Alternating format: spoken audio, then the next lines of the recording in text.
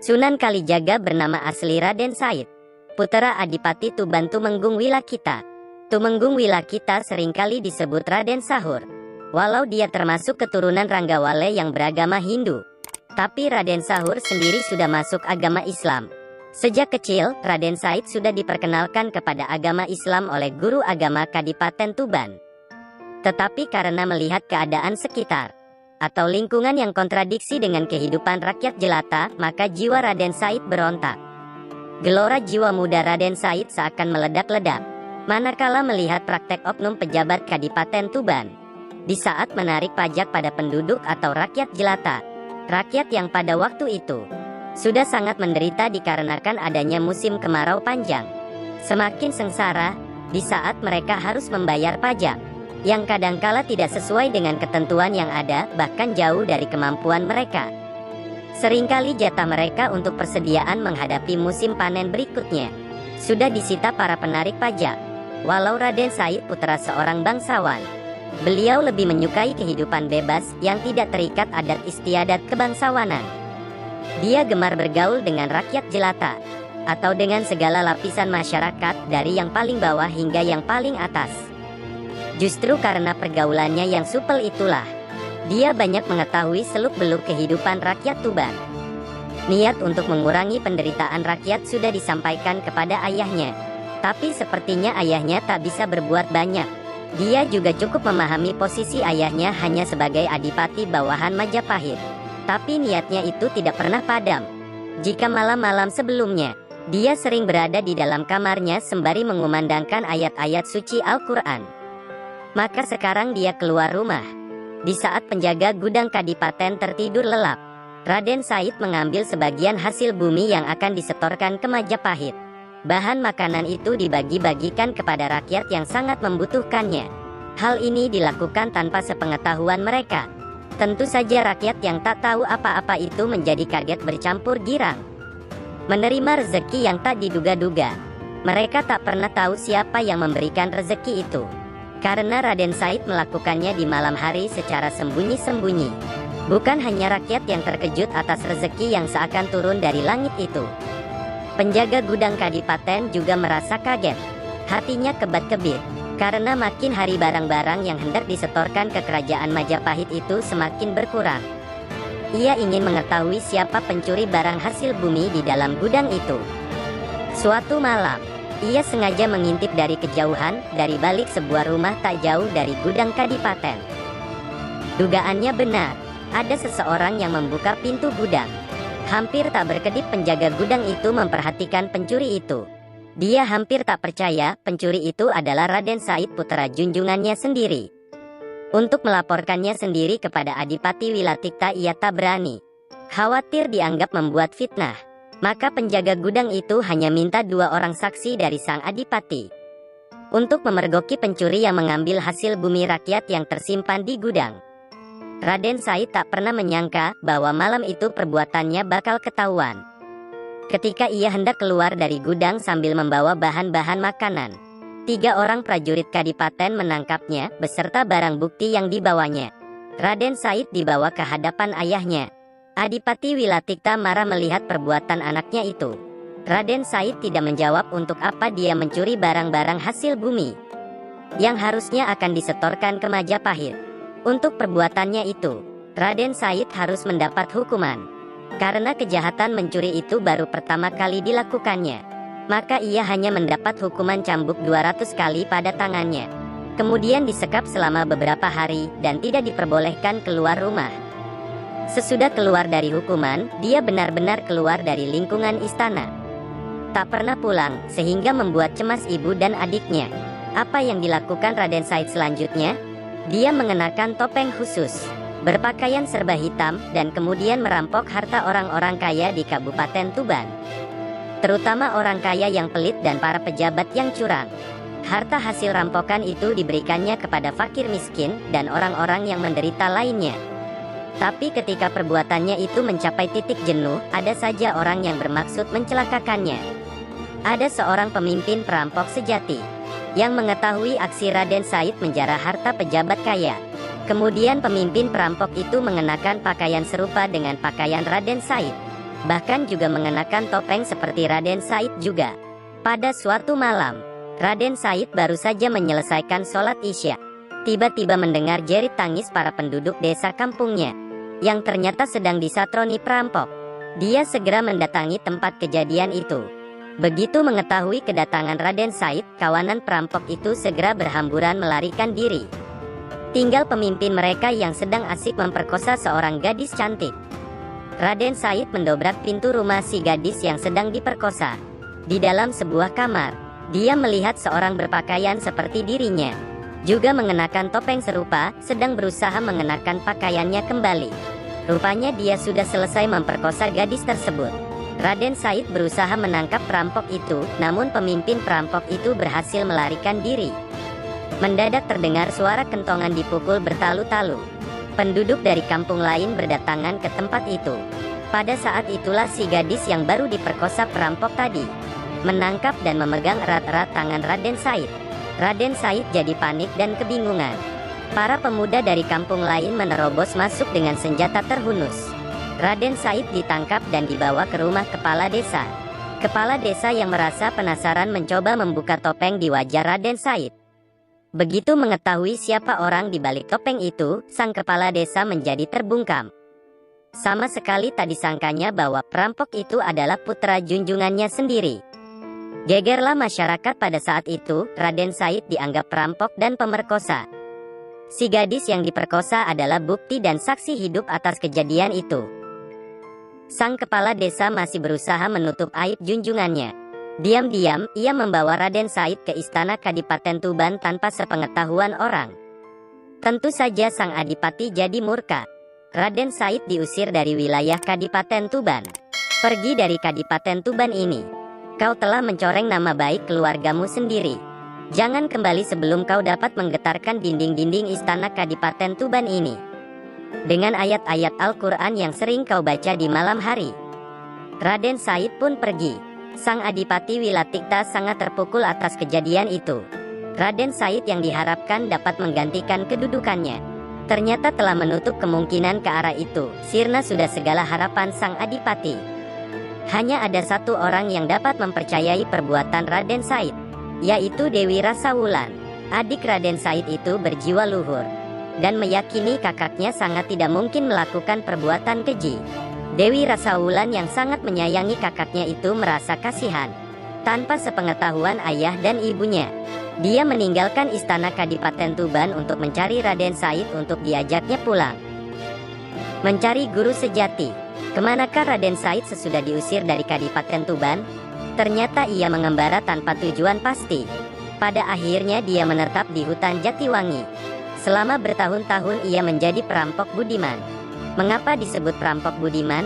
Karena hasil rampokannya itu tak pernah dimakannya. Seperti dahulu, selalu diberikan kepada fakir miskin. Yang dirampoknya hanya para hartawan atau orang kaya kikir, yang tidak menyantuni rakyat jelata dan tentu tidak pernah mau membayar zakat. Di hutan Jatiwangi, dia membuang nama aslinya. Orang menyebutnya dengan Brandal Lokajaya.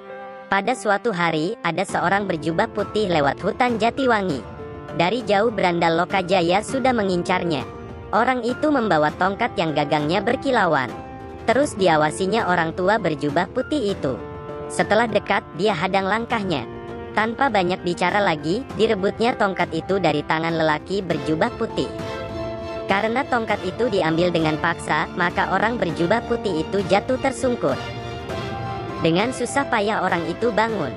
Sepasang matanya mengeluarkan air, walau tak ada suara tangis dari mulutnya. Raden Said pada saat itu sedang mengamati gagang tongkat yang dipegangnya. Ternyata tongkat itu bukan terbuat dari emas, tapi gagangnya saja terbuat dari kuningan, sehingga berkilauan tertimpa cahaya matahari seperti emas. Raden Said heran melihat orang tua itu menangis. Segera diulurkannya kembali tongkat itu. "Jangan menangis, ini tongkatmu kukembalikan. Bukan tongkat ini yang kutangisi," ujar lelaki itu sembari memperlihatkan beberapa batang rumput di tangannya. "Lihatlah, aku telah berbuat dosa, berbuat kesia-siaan. Rumput ini tercabut ketika aku jatuh tersungkur tadi. Hanya beberapa lembar rumput. Kau merasa berdosa?" tanya Raden Said heran. "Ya, memang berdosa. Karena aku mencabutnya tanpa suatu keperluan. Andai kata ku cabut guna makanan ternak, itu tidak mengapa. Tapi untuk suatu kesia-siaan, benar-benar suatu dosa, jawab lelaki itu. Hati Raden Said bergetar atas jawaban yang mengandung nilai iman itu. Anak muda, sesungguhnya apa yang kau cari di hutan ini? Saya menginginkan harta. Untuk apa? Saya berikan kepada fakir miskin dan penduduk yang menderita. Sungguh mulia hatimu, sayang caramu mendapatkannya yang keliru. Orang tua, apa maksudmu? Boleh aku bertanya anak muda? Desah orang tua itu. Jika kau mencuci pakaianmu yang kotor dengan air kencing, apakah tindakanmu itu benar? Sungguh perbuatan bodoh, sahut Raden Said. Hanya menambah kotor dan bau pakaian saja. Lelaki itu tersenyum, demikianlah amal yang kau lakukan. Kau bersedekah dengan barang yang didapat secara haram atau mencuri itu. Sama halnya dengan mencuci pakaian dengan air kencing. Raden Said tercekat. Lelaki itu melanjutkan ucapannya. Allah itu adalah zat yang baik, hanya menerima amal dari barang yang baik atau halal. Raden Said makin tercengang mendengar keterangan itu. Rasa malu mulai menghujam lubuk hatinya. Betapa keliru perbuatannya selama ini. Dipandangnya sekali lagi wajah lelaki tua itu. Agung dan berwibawa, namun mencerminkan pribadi yang welas asih. Dia mulai suka dan tertarik dengan lelaki tua berjubah putih tersebut. Banyak hal yang terkait dengan usaha mengentaskan kemiskinan dan penderitaan rakyat pada saat ini. Kau tidak bisa merubahnya hanya dengan memberi bantuan makan dan uang kepada para penduduk miskin. Kau harus memperingatkan pada penguasa yang zalim, agar mau mengubah caranya memerintah yang sewenang-wenang.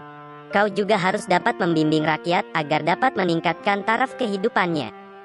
Raden Said semakin terpana, ucapan seperti itulah yang didambakannya selama ini. Kalau kau tak mau kerja keras dan hanya ingin beramal dengan cara yang mudah, maka ambillah itu. Itu barang halal, ambillah sesukamu. Berkata demikian, lelaki itu menunjuk pada sebatang pohon aren. Seketika itu pohon berubah menjadi emas. Sepasang mata Raden Said terbelalak. Dia adalah seorang pemuda sakti dan banyak ragam pengalaman yang telah dikecapnya. Berbagai ilmu yang aneh-aneh telah dipelajarinya. Dia mengira orang itu mempergunakan ilmu sihir. Kalau benar orang itu mengeluarkan ilmu sihir, ia pasti dapat mengatasinya. Tapi setelah mengerahkan ilmunya, pohon aren itu tetap berubah menjadi emas. Berarti orang tua itu tidak menggunakan sihir. Ia benar-benar merasa heran dan penasaran. Ilmu apakah yang telah dipergunakan orang tua itu, sehingga mampu merubah pohon menjadi emas? Raden Said terdiam beberapa saat di tempatnya berdiri. Dia mencoba memanjat pohon aren itu. Benar-benar berubah jadi emas seluruhnya. Ia ingin mengambil buah aren yang telah berubah menjadi emas berkilauan itu. Mendadak buah aren itu rontok, berjatuhan mengenai kepala Raden Said. Pemuda itu jatuh terjerembab ke tanah roboh dan pingsan. Ketika sadar, buah aren yang rontok itu telah berubah menjadi hijau seperti aren-aren yang lainnya. Raden Said bangkit berdiri, mencari orang tua berjubah putih tadi. Tapi yang dicarinya sudah tidak ada di tempat. Ucapan orang tua tadi masih terngiang di telinganya. Tentang beramal dengan barang haram yang disamakan dengan mencuci pakaian dengan air kencing. Tentang berbagai hal yang terkait dengan upaya memberantas kemiskinan. Raden Said mengejar orang itu. Segenap kemampuan dikerahkannya untuk berlari cepat. Akhirnya dia dapat melihat bayangan orang tua itu dari kejauhan. Sepertinya santai saja orang itu melangkahkan kakinya, tapi Raden Said tak pernah bisa menyusulnya. Jatuh bangun terseok-seok dan berlari lagi. Demikianlah setelah tenaganya habis terkuras. Dia baru bisa sampai di belakang lelaki berjubah putih itu. Lelaki berjubah putih itu berhenti. Bukan karena kehadiran Raden Said, melainkan di depannya terbentang sungai cukup lebar. Tak ada jembatan, dan sungai itu tampaknya sangat dalam. Dengan apa dia harus menyeberang? Tunggu tuan, ucap Raden Said ketika melihat orang tua itu hendak melangkahkan kakinya lagi. Sudilah kiranya tuan menerima saya sebagai murid. Pintanya, menjadi muridku? Tanya orang tua itu sembari menoleh. Mau belajar apa? Apa saja, asal tuan menerima saya sebagai murid. Berat sekali anak muda, bersediakah engkau menerima syarat-syaratnya? Saya bersedia. Lelaki itu kemudian menancapkan tongkatnya di tepi sungai. Raden Said diperintah menunggui tongkat itu. Tak boleh beranjak dari tempat itu sebelum orang tua itu kembali menemuinya. Raden Said bersedia menerima syarat ujian itu. Selanjutnya lelaki itu menyeberangi sungai. Sepasang mata Raden Said terbelalak heran. Lelaki itu berjalan di atas air bagaikan berjalan di daratan saja. Kakinya tidak basah terkena air. Ia semakin yakin calon gurunya itu adalah seorang lelaki berilmu tinggi, waskita dan mungkin saja golongan para wali. Setelah lelaki tua itu hilang dari pandangan Raden Said, pemuda ini duduk bersila. Dia teringat suatu kisah ajaib yang dibacanya di dalam Al-Quran, yaitu kisah Ashabul Kahfi. Maka ia segera berdoa kepada Tuhan supaya ditidurkan, seperti para pemuda di Goa Kahfi ratusan tahun yang silam. Doanya dikabulkan. Raden Said tertidur dalam semedinya selama 3 tahun. Akar dan rerumputan telah merambati tubuhnya dan hampir menutupi sebagian besar anggota tubuhnya. Setelah 3 tahun, lelaki berjubah putih itu datang menemui Raden Said.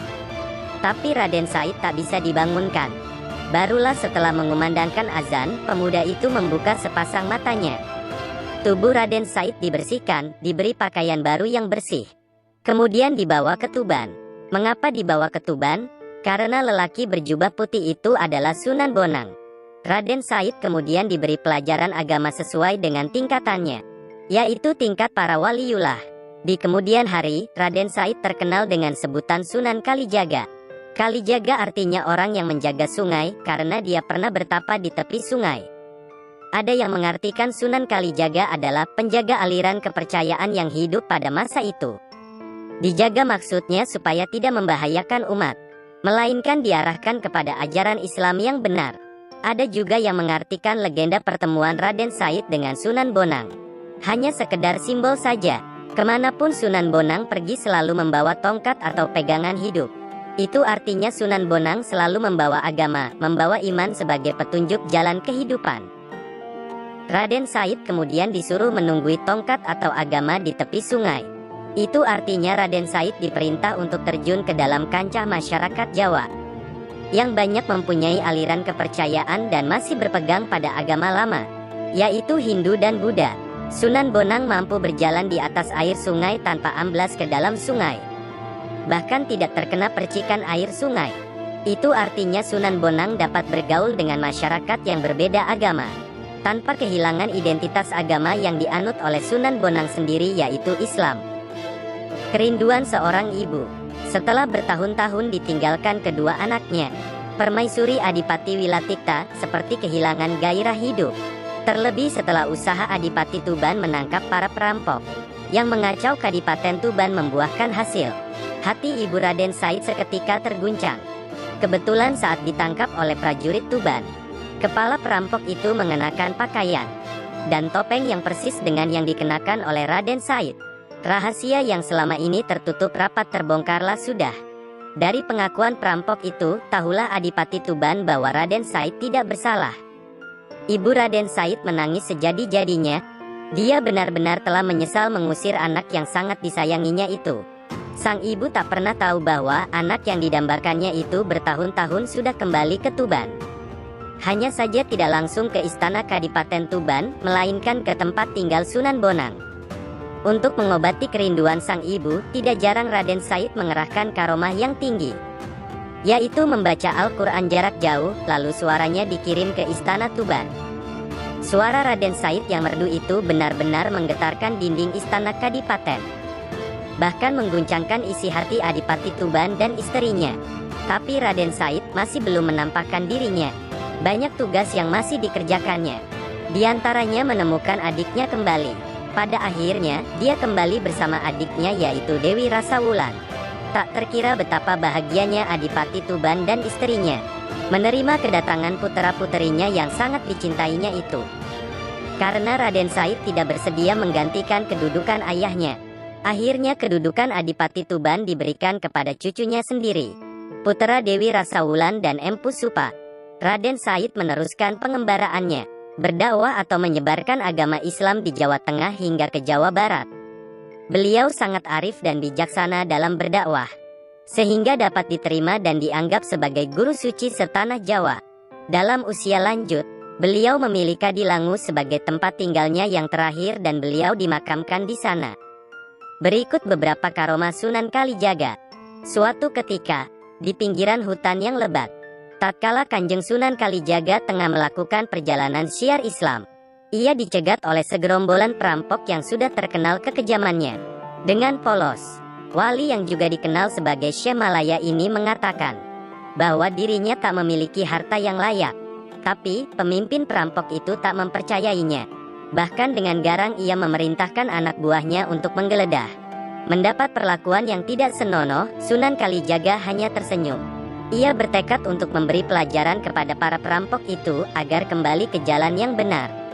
Manakala mereka mulai mendekat, dengan tenang Kanjeng Sunan Kalijaga mengibaskan kain panjang yang tersampir di pundaknya. Dan apa yang terjadi, tenaga kibasan itu ternyata mampu membuat para perampok porak-poranda. Melihat kejadian itu, Ki Jakhana, sang pemimpin perampok menjadi berang. Ia langsung memasang kuda-kuda dan bersiap-siap menyerang Kanjeng Sunan Kalijaga dengan pedangnya. Dengan gerakan yang garang, ia mulai mendekati sasarannya. Kali ini, Sunan Kalijaga merapalkan ilmu mali rupa.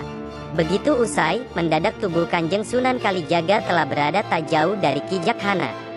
Ki Jakhana semakin bernafsu. Dengan teriakan keras, ia langsung menyabetkan pedangnya ke tubuh Sunan Kalijaga. Aneh, Kanjeng Sunan Kalijaga tak menghindar. Ia membiarkan pedang yang demikian tajam itu menghantam tubuhnya. Melihat kejadian itu, sudah barang tentu membuat para pengikut Ki Jakhana menjadi berang.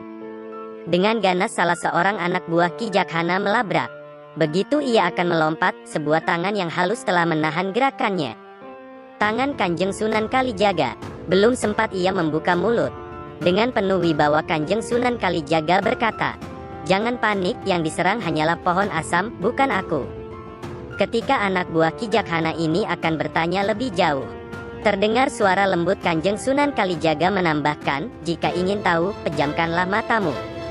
Lihatlah dengan mata batinmu, maka engkau akan tahu apa yang terjadi." Beberapa anak buah Ki Jakhana pun melakukan apa yang disarankan oleh Kanjeng Sunan Kalijaga. Dan apa yang terjadi?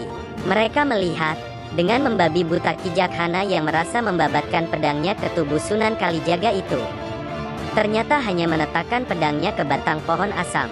Karena tubuh yang ditebas tak juga roboh, akhirnya Ki Jakhana kehabisan tenaga. Dan ia menjadi terkejut bercampur malu. Tatkala Kanjeng Sunan Kalijaga mulai mencabut ilmunya, ternyata ia hanya menetak sebatang pohon asam. Akhirnya, Ki Jakhana menyerah dan menyatakan taubat serta memeluk agama Islam yang disebarkan oleh Kanjeng Sunan Kalijaga. Ki Pandan Arang I yang dalam pemerintahannya cukup merasa sangat menderita. Karena putri kesayangannya yang cantik jelita menderita sakit lumpuh. Segala ikhtiar telah dilakukan. Malangnya semua usahanya gagal dan tidak ada perubahan, putrinya tetap lumpuh. Akhirnya Ki Pandang Arang I pun bernazar. Barang siapa dapat menyembuhkan putrinya akan diangkat sebagai menantu. Pada suatu hari, Sunan Kalijaga memberitahu bahwa di Gunung Gede ada orang yang pandai bernama Rana Wijaya berasal dari Majapahit. Dan atas permintaan Ki Pandan Arang I, Rana Wijaya pun datang ke Kadipaten. Dengan doa khusus sang putri didoakan. Akhirnya sang putri dapat disembuhkan. Dan Rana Wijaya dijadikan sebagai menantu sesuai dengan nazarnya. Pada saat Ki Pandan Arang I meninggal dunia, Rana Wijaya menggantikan dengan gelar Ki Pandan Arang II. Daerahnya maju pesat, rakyatnya makmur, termasuk perkembangan agama Islam yang cukup memuaskan. Namun kemakmuran dan keberhasilan dalam pemerintahannya membuat Ki Pandan Arang II lupa diri, ia menjadi congkak dan sombong. Ia selalu mengejar harta walaupun hartanya sudah melimpah ruah. Mengetahui keadaan itu, Sunan Kalijaga datang menyamar sebagai penjual rumput. Terjadilah tawar-menawar yang disisipkan peringatan terhadap perilaku Ki Pandan Arang II yang telah menyimpang dari ajaran agama Islam. Berulang kali Sunan Kalijaga datang memperingatinya, namun tak dihiraukan. Akhirnya Sunan Kalijaga menunjukkan karomahnya. Setiap tanah yang dicangkulnya berubah menjadi bongkahan emas dan diberikan kepada Pandan Arang. Pandan Arang pun sangat heran melihat kesaktian si penjual rumput. Hingga akhirnya ia mengetahui kalau si penjual rumput itu ternyata adalah Sunan Kalijaga. Ia pun bersimpuh dan bertaubat. Pandan Arang melepaskan kedudukannya sebagai adipati dan ingin berguru kepada Sunan Kalijaga. Sunan Kalijaga menyanggupi. Akan tetapi Sunan mengajarnya di Gunung Jabal Kat, dengan syarat perjalanan yang ditempuh tidak boleh membawa harta benda. Setelah menimbang, tekadnya pun bulat, hingga akhirnya Pandan Arang bersama istrinya meninggalkan Semarang menuju Gunung Jabal Kat.